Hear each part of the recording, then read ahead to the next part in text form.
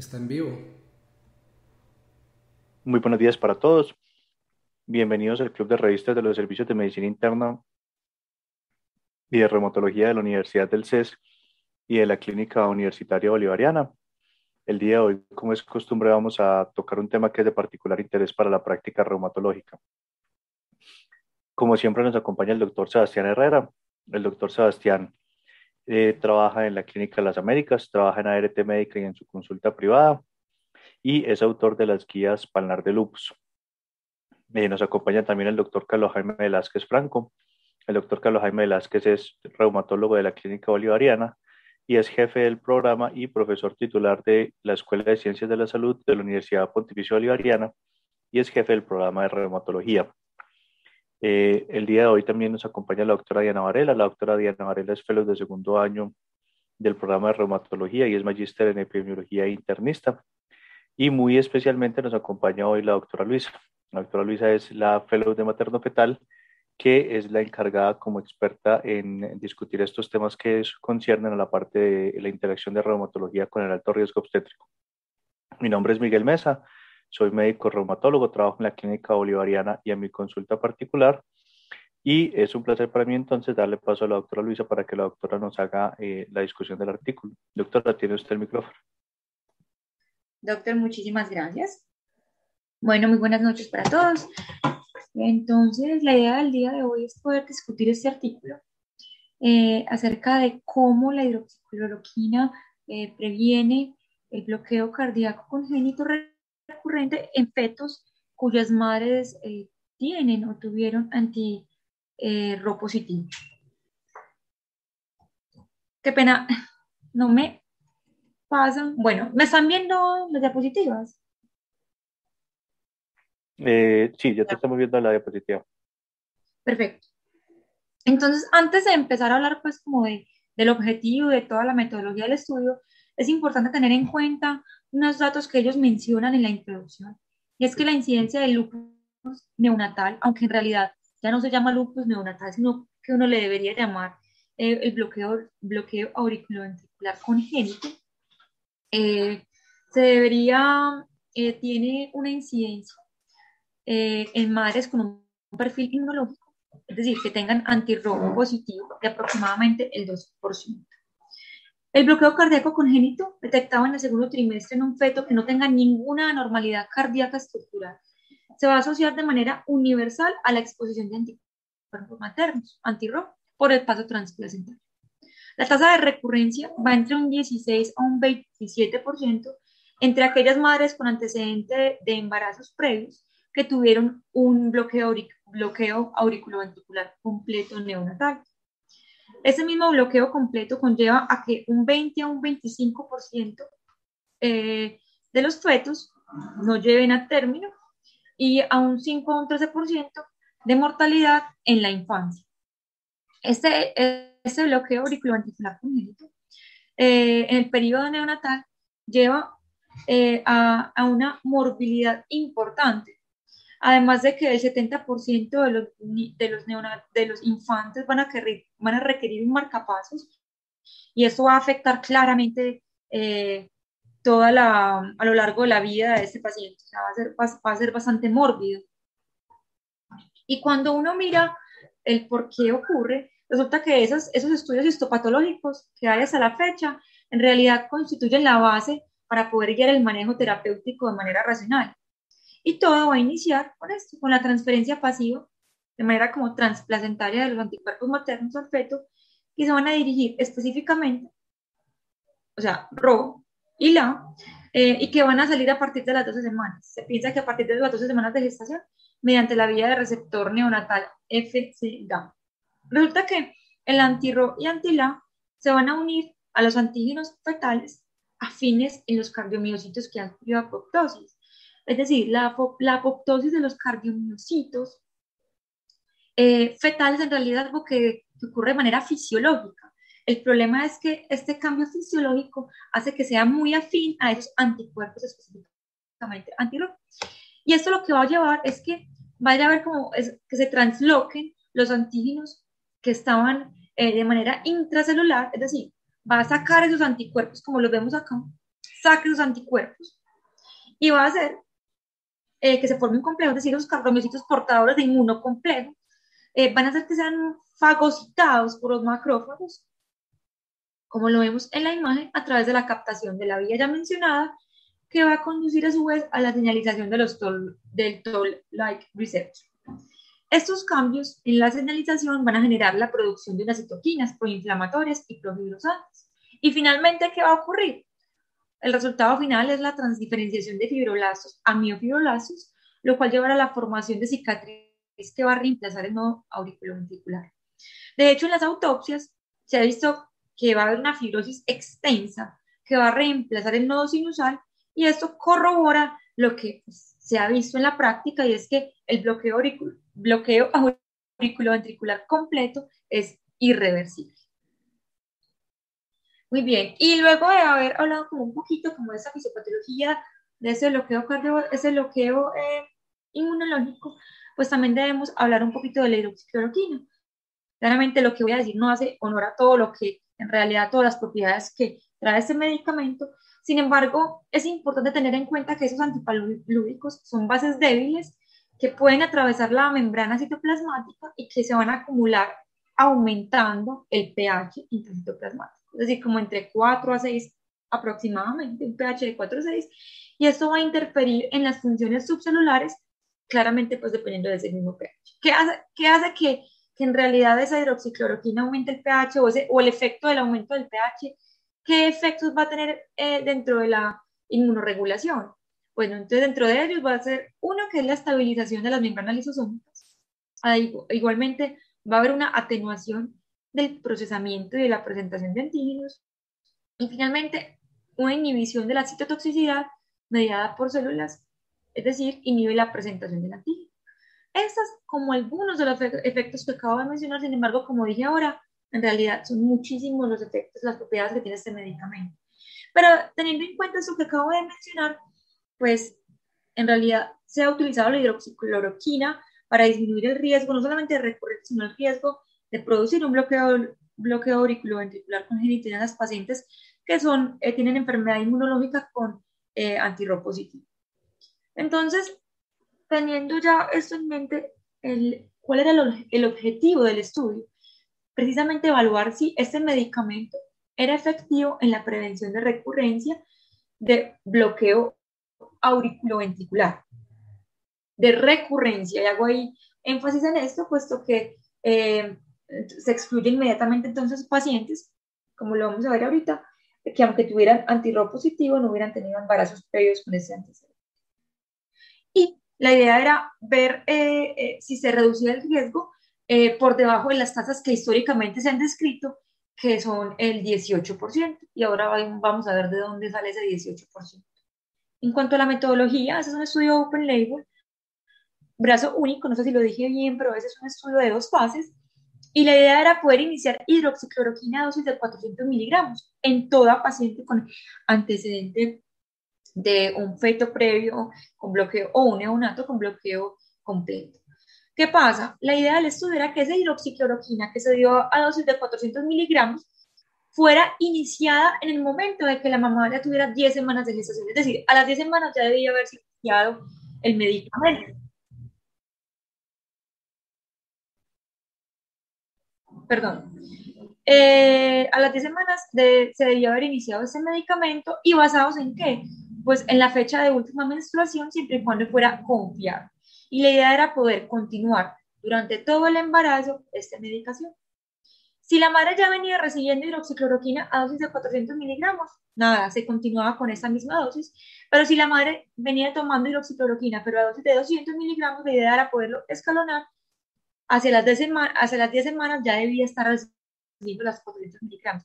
Se daba como un plazo de 11 semanas. A las 11 semanas todas tenían que ya tener el medicamento instaurado. Y de no haberlo recibido hacia esas semanas de edad gestacional, pues se consideraba como un fracaso en el estudio, y como tal era analizado o se descartaban para poder continuar con la fase. Entonces, ese es un estudio prospectivo que se realizó entre el año 2011 y el año 2018. Se realizó a lo largo de todo Estados Unidos, aunque se incluyó una del Reino Unido. ¿Y qué pasa? Los anti-Ro con o sin antilado, o sea, si no tuvieran los antilados, independientes del diagnóstico materno, eran incluidos.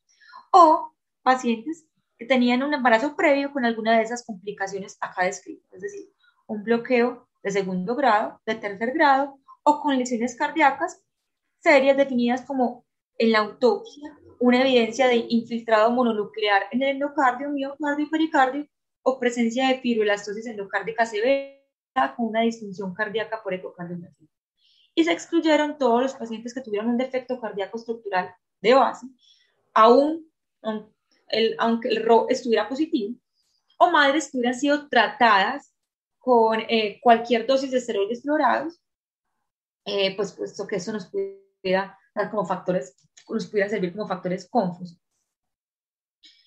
¿Cómo fue el seguimiento de esos pacientes? Entonces, se les comenzó a realizar ecocardiografía fetal entre las 16 a 18 semanas y de aquí se siguió realizando ecocardiografías semanales hasta la semana 26 y posteriormente quincenales hasta la semana 34, aunque en realidad se vio que después de las 26 semanas era casi nulo la probabilidad de producir bloqueos auriculoventriculares. Y en el momento del nacimiento y o al primer año de vida se realizaba. ¿Alguien tiene el micrófono prendido, creo? Perfecto. Y o al primer año de vida se realizaba electrocardiograma y o ecocardiograma. ¿Cómo se les hizo seguimiento a las madres con respecto, no solamente si se estaba tomando la hidroxicloroquina, es decir, para verificar la adherencia, en donde a todas las madres se les medía los niveles de hidroxicloroquina, sino que también se midieron los niveles de anticuerpos, anti-RO 54 recombinante y la 48 recombinante. ¿Cuáles fueron los desenlaces evaluados? Tenemos dos desenlaces, el primario y el secundario. Dentro del primario, lo que queríamos ver era, como lo mencioné ahora, la recurrencia del bloqueo de segundo y tercer grado, inútero o al nacimiento, y secundario, todos los acá descritos. Si tenían rash neonatal, si tenían un peso fetal por debajo del percentil 10 de edad gestacional o si eran partos pretérmino antes de las 37 semanas, si tenían hallazgos de fibrolastosis endocárdica confirmada postnatal, un PR mecánico prolongado mayor de 150 milisegundos documentado en ecocardiograma fetal o intervalo PR en electrocardiograma nacimiento. Lesión miocárdica sin cambio en el ritmo cardíaco definida como con los siguientes criterios: fracción de acortamiento menor del 28%, es decir, dos desviaciones estándar por debajo de la media, función sistólica reducida de manera cualitativa, un área cardiotorácica mayor de 0.33, regurgitación tricuspidea moderada a cero. Muy bien, entonces, el análisis estadístico, y acá nos ayudarán un poco más ustedes cuando lo analicemos, es entonces que teníamos entonces hipótesis nula y la hipótesis alternativa. Como lo mencioné ahorita, la idea era ver si se lograba disminuir ese 18% del riesgo de recurrencia. ¿Y de dónde sale ese 18%? En realidad es una tasa histórica que se eligió con base en el estudio más largo de embarazos que se realizó, que tuvieron en infantes afectados por bloqueo auriculoventricular, que incluía 257 embarazos en Estados Unidos, Francia y el Reino Unido. Resulta que de estos 257 embarazos, 49 fueron casos de recurrencia de enfermedad cardíaca. Eso resultó en una tasa del 19.1%. Sin embargo, pues teniendo en cuenta que el desenlace primario era la alteración avanzada de la conducción, eso eliminaría 4 casos de los que estaban ahí descritos entre esos 49 casos. La de fibrolastosis endocárdica, que no requirió medicación ni consecuencias funcionales, lo que hizo que se redujera esa tasa de 19.1% a una tasa de 17.5%, es decir, ese 18% que es nuestra hipótesis nula. ¿Será que la hidroxicloroquina no reducía el riesgo de recurrencia? O la hipótesis alternativa era que pues, la hidroxicloroquina reducía el riesgo de recurrencia a menos del 18%. Entonces, este fue un análisis. El análisis primario pues, fue conducido de acuerdo a la intención de tratar. Para dar cuenta del efecto de cualquier condición confusora, se llevó a cabo un análisis preprotocolo, para evaluar la eficacia de la hidroxicloroquina por sí sola. Es decir, se incluyeron todas las pacientes en el estudio y se vieron que algunas de ellas pues no cumplían con algunos criterios, como lo vamos a ver ahorita. Aún así se analizaron. Y esas 9 pacientes que se analizaron, luego fueron quitadas del estudio, pues porque les había dado esteroides y podían ser factores confusores, y se metieron pacientes que solamente habían recibido hidroxicloroquina, y la idea era poder evaluar la eficacia sola de la hidroxicloroquina, y así fue como se analizó, se realizó el análisis pre-protocolo. La estimación de la recurrencia del bloqueo auriculoventricular y la inferencia estadística en el análisis se basaron en aproximaciones estándar para proporciones individuales, utilizando la distribución binomial exacta. Y los desenlaces secundarios se analizaron de forma similar a este análisis primario. Muy bien. Entonces, en este estudio, como lo vemos acá, yo dije al inicio que era de 2 brazos.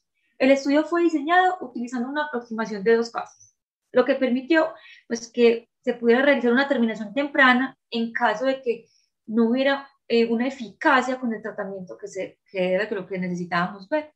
Entonces, teníamos 2 estadios. Un brazo en el que se requirieron 19 pacientes que fueron manejadas con hidroxicloroquina. Y en caso de que en este primer estadio menos de 3 fetos o más desarrollaran bloqueo auriculoventricular, perdón, o más no, 3 fetos desarrollaran bloqueo auriculoventricular, el estudio ya sería cancelado. Mientras que en caso de que menos de 3 fetos desarrollaran ese bloqueo, el estudio incluiría otras 35 pacientes, y así podríamos llevar a cabo entonces la segunda fase. Y para un total de 54 participantes, esos 19 más esas 35. Y el tratamiento se consideraría efectivo si menos de 6 fetos de 54 tenían un bloqueo, no tenían bloqueo auriculoventricular.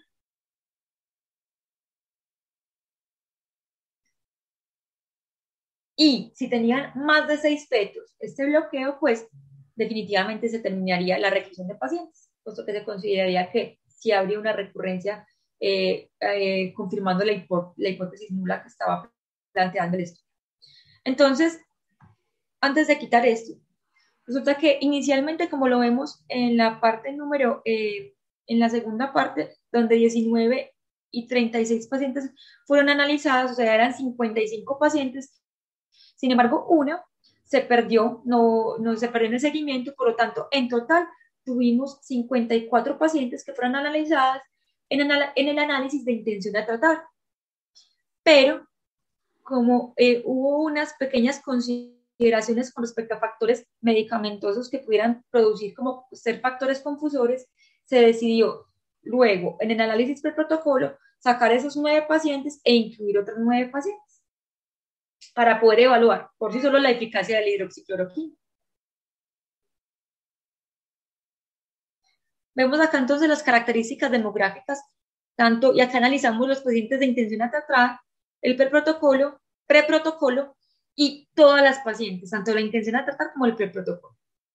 Vemos entonces que las madres fueron predominantemente blancas, y las acabo de subrayar. La mitad de las pacientes del estudio eran completamente asintomáticas o tenían una enfermedad autoinmune indiferenciada, eran las principales que hacían parte de eso, es decir, el 31% asintomáticas o el 20% con una enfermedad autoinmune indiferenciada. La mortalidad fetal en embarazos previos fue del 35%, la mitad de los reportados. 3 madres tuvieron un bloqueo auriculoventricular mayor de 1 grado, y en 7 pacientes la hidroxicloroquina se había tomado durante el embarazo previo que había sido afectado. Y aquí abajito vemos entonces cómo es el análisis del estadio 1, del estadio 2, que ya lo mencioné cómo se realizó todo el análisis, pero acá lo que ocurre es que en el estadio 1 de las 24 maternas tamizadas, 5 tuvieron fracaso. Entonces se tuvieron que incorporar para poder completar 19 pacientes en el análisis de estudio 1. En el 2, de 41 tamizadas, 3 fueron consideradas como fracaso, 2 tuvieron aborto en el primer trimestre, lo que nos dio un total de 36 pacientes incorporadas. Hubo una pérdida en el seguimiento, por lo cual quedaron 35 y se consideró factor confusor del feto 19, que tenía 19 semanas, que recibió dexametasona, pues fue antes de poder desarrollar el desenlace primario. Resulta que De esos 19 pacientes, 2 tuvieron bloqueos entre las 18 y 19 semanas. Y 2 en el estadio 2, ojo, de las que ingresaron, que no en el protocolo, sino en el estadio 2, tuvieron también bloqueo auriculoventricular. Sin embargo, luego de que sacamos a estas pacientes y metimos las otras 9 pacientes, vimos que solamente una desarrolló bloqueo auriculoventricular. Es decir, 3 pacientes, excluyendo las pacientes del análisis de intención de tratar.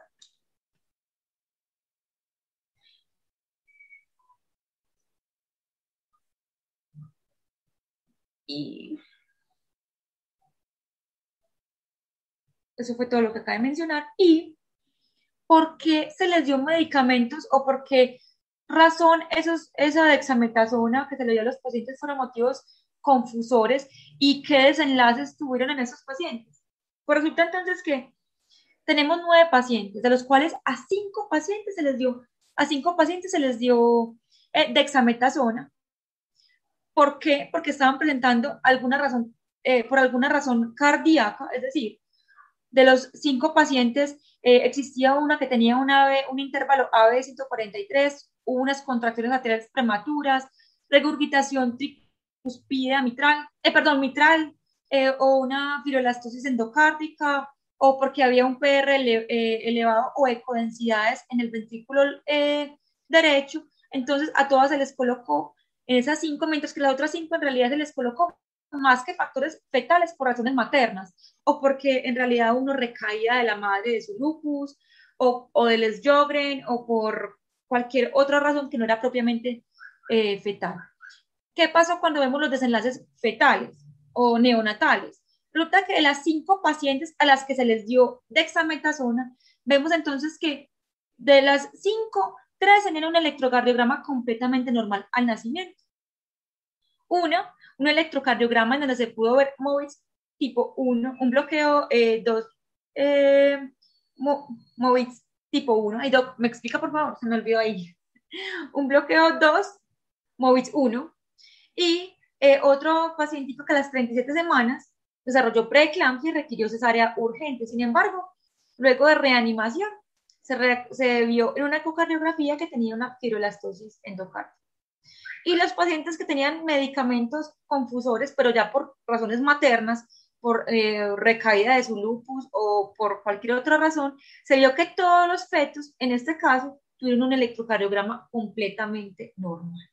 Entonces, cuando analizamos estos casos, resulta que menos de 6 pacientes de las 54 pacientes que incluyeron en el estudio desarrollaron el desenlace, es decir, la recurrencia de un bloqueo auriculoventricular.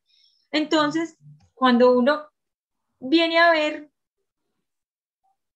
el análisis, vemos que en realidad, tanto analizado por intención a 4 pacientes, y lo que mirábamos era que menos de 6 tenían que tener el bloqueo para poderse considerar como que sí había disminuido la recurrencia, pues en realidad sí la disminuyó con un P estadísticamente significativo, lo mismo que en el preprotocolo. Cuando sacamos esas pacientes que habían tenido factores confusores por haberles dado medicamentos que se analizaron que se iban a retirar si los recibían, también tuvieron 4 de 54, y cuando evaluamos todas las pacientes, pues igual siguen siendo menos de lo que requeríamos para poder considerar que hablamos de una recurrencia. En conclusión, entonces, lo que podemos decir es que ese es un primer estudio prospectivo en que evaluaba el uso de la hidroxicloroquina, mamás que habían tenido previamente un embarazo complicado por bloqueo auriculoventricular, en donde se confirmó la adherencia al tratamiento en el segundo trimestre en el 98% de las pacientes, y se vio que tanto en el análisis por intención a tratar como en el protocolo había una demostración de disminución de la recurrencia. Pasó de un 18%, que era el número que estábamos intentando reducir, ver si se reducía, a un 7.4%. Por tanto, la hidroxicloroquina es la primera línea de medicación que se debe recomendar a las madres que tengan antecedente de fetos con bloqueo auriculoventricular por anticuerpos antirropositivos. Esta es la conclusión tal cual sale del estudio, que en realidad es un estudio prospectivo de un solo brazo que soporta que la hidroxicloroquina reduce la recurrencia de bloqueo auriculoventricular en pacientes expuestos a anti-RO, casi más de la mitad de los pacientes, y se debería considerar para prevención secundaria. Eso es todo el estudio. No Muy sé qué bien, tanto doctor. quieren que ponga para poderlo analizar. Empecemos con la uno. Antes de eso, eh, yo, antes que nada, quisiera preguntarle a Sebastián. Sebas, yo no sé si tú te acuerdas que en la CR, creo que hace 2 años, este estudio fue como el estudio central que tuvo como toda la emoción en las discusiones grandes, ¿cierto? Ese fue, que fue un estudio que tenía los datos preliminares y que lo sacaban en todas las grandes plenarias. Sí, claro. Y que fue uno de los abstracts más mencionados, claro. Incluso pues hizo cubrimiento en RoboTimes para que las personas que sepan cuando vayan que quieran un resumen de las actividades de los congresos grandes de reumatología, siempre está RoboTimes, que da el resumen y el análisis de todos de los pormenores del congreso. Dicho eso, hay una cosa que es muy importante. La primera cosa es que yo quisiera discutir un par de cosas estadísticas con la doctora Diana Ella, ¿qué opina?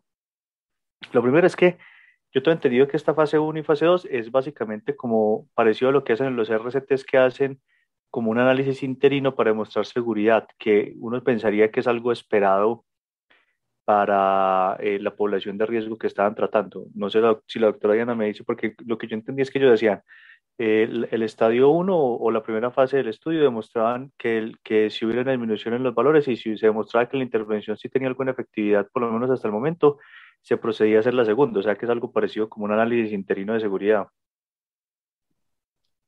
Sí, y también es como las semejanzas que hay con con los crossover, donde pues tenemos poca muestra, entonces tenemos que aprovechar mucho los pacientes, entonces nos sirve para las dos etapas, entonces tiene una primera etapa donde se expone y una segunda etapa donde tiene una intervención eh, que ya es más controlada, entonces sí se asemeja a eso.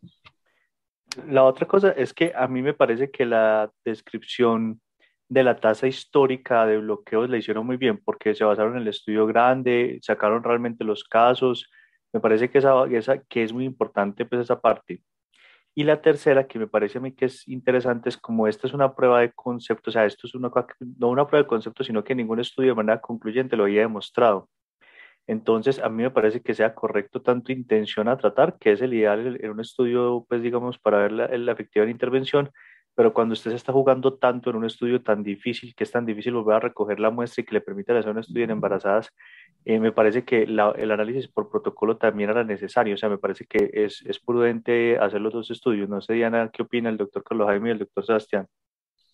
Es que el análisis por intención a tratar te va a mostrar la seguridad. El análisis por protocolo se excluye del análisis final los pacientes que no se les hizo el tratamiento completo y eso nos va a evaluar la verdadera seguridad. Esa es la ventaja de tener los dos análisis. Y también la Y verdadera también, efectividad. Profe, ¿qué nos iba a decir? dale, mire. No, que también la verdadera efectividad, porque de pronto si lo que pasó con estos que tuvieron unas desviaciones de protocolo o medicamentos concomitantes, que ellos se tomaron el trabajo de recoger otros pacientes para suplir esos, que es un esfuerzo muy grande, para poder demostrar la verdadera efectividad también. No sé, profe, qué nos iba a decir.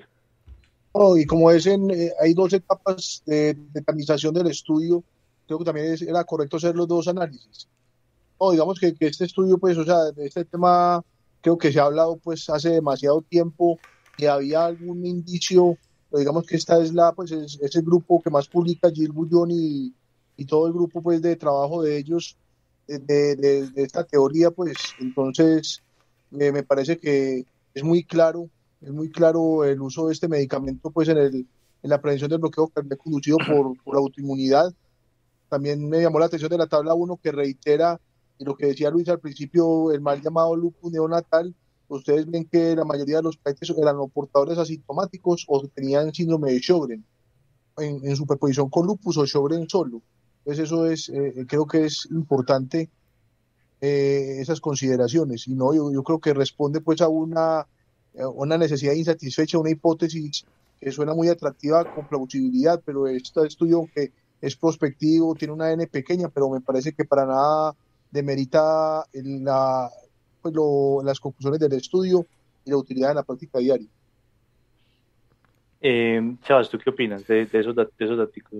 Yo creo que pocos estudios con una N tan pequeño son así de importantes. Esto es un estudio que es difícil de hacer, que es difícil convencer a un comité de ética que uno va a intervenir una mujer que está embarazada y le va a dar un medicamento que, aunque los expertos creen que sirve, pues no tiene estudios previos.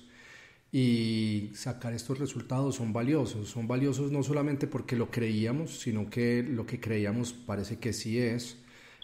Parece que pues, o sea, el antimalárico sí sirve para prevenir esto, pero lo otro es porque desde el punto de vista de comités regulatorios de aprobación de medicamentos, de insertos, de comercialización, pues se va alejando de como uso off-label y se va posicionando como un uso común y corriente, y eso también le sirve al médico desde el punto de vista legal.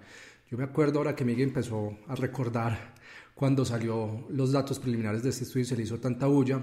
La pregunta que vendría de este estudio sería: ¿vale la pena tamizar para RO a todas las pacientes que se van a embarazar, o será que la frecuencia es tan bajita que no valdrá la pena, a pesar de que tenemos una intervención que podría disminuir el riesgo de complicaciones por ese anticuerpo?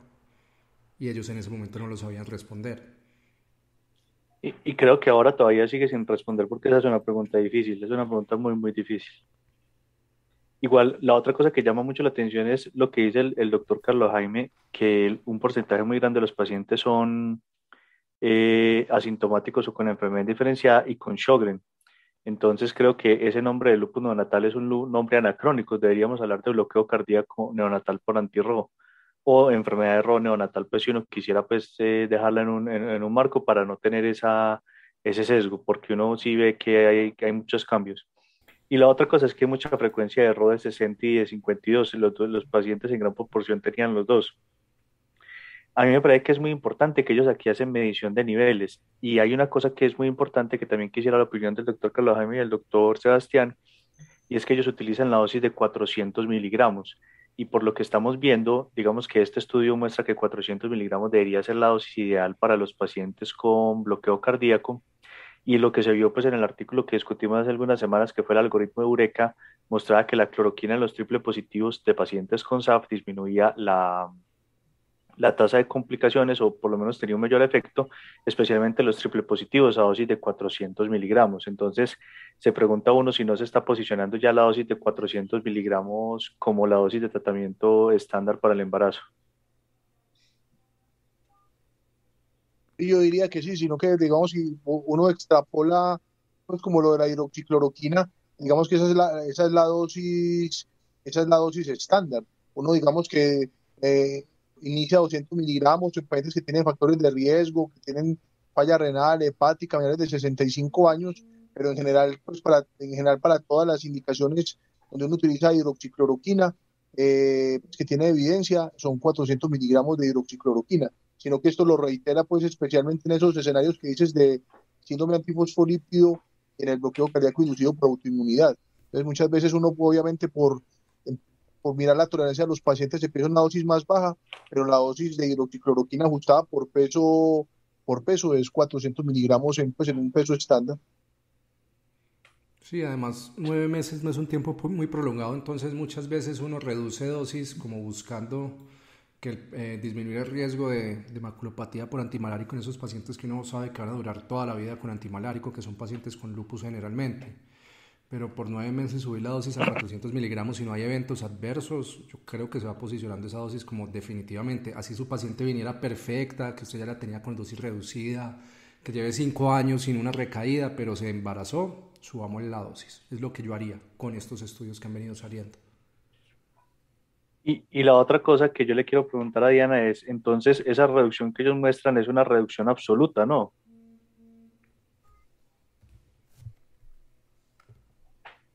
Sí, O puedes sea, colocar, porfa, Luisita, los desenlaces finales.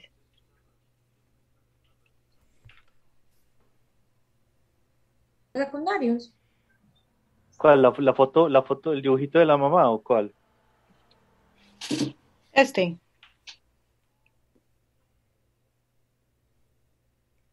¿Es el que me está hablando, profe? Sí, ese es. Ah, pero es que este análisis por intención a tratar, sí, ellos lo que muestran es la reducción completa, O sea, que es absoluto, es lo que les daba y lo que encontraron ellos que, completamente. que Es eso es una, diferencia de proporciones.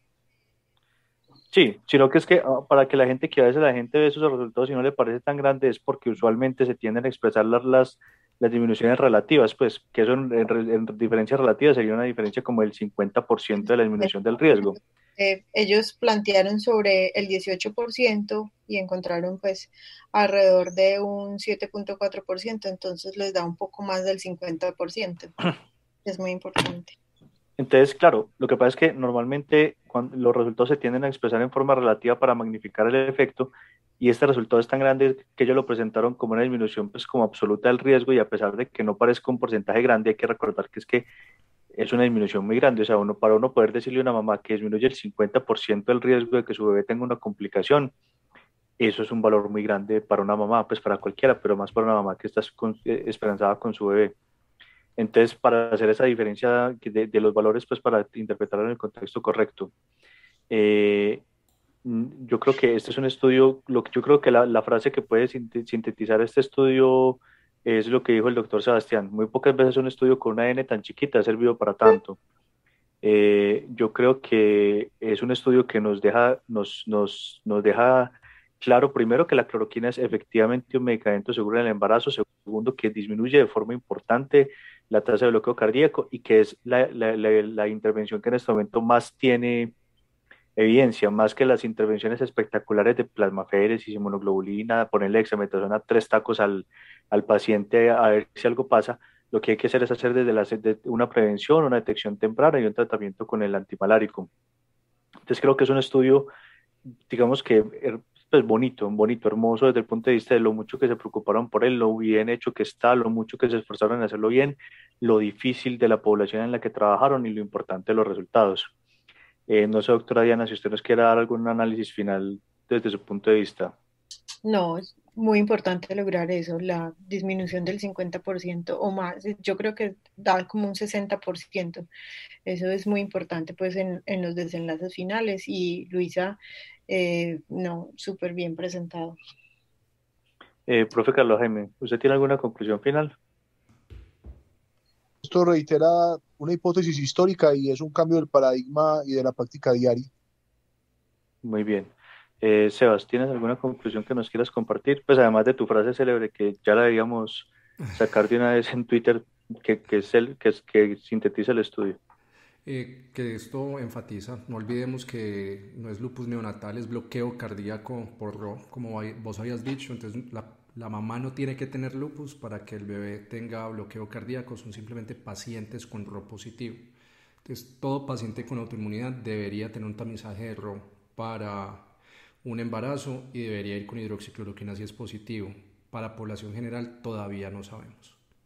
Y un perfil de SAF, pues digamos que eso sí es un mensaje Bueno, para sí. las personas: siempre pedirles un perfil de SAF y un perfil de RO. O sea, pedir los ENAs que van en un paquete junto, RO, Smith, RNP, pero para ver el RO y el anticoagulante lúpico, beta-2 glicoproteína IgG-IgM, cardiolipina IgG-IgM, y si es un paciente lúpico, incluir los IgA que son prevalentes en la población lúpica, Cualquier eh, enfermedad autoinmune. en cualquier enfermedad autoinmune. Yo quisiera agradecerle a la doctora Luisa por su presentación. Siempre es un honor tener la presencia de una experta como ella para analizar estos temas. Sin otra cosa que decir, no nos queda más que esperarlos para la próxima semana, que tenemos un artículo también muy interesante de uso prolongado de esteroides a bajas dosis en lupus. Y no nos queda más que decirles gracias totales. Hasta luego. Feliz Hasta noche. luego. Gracias. Luego.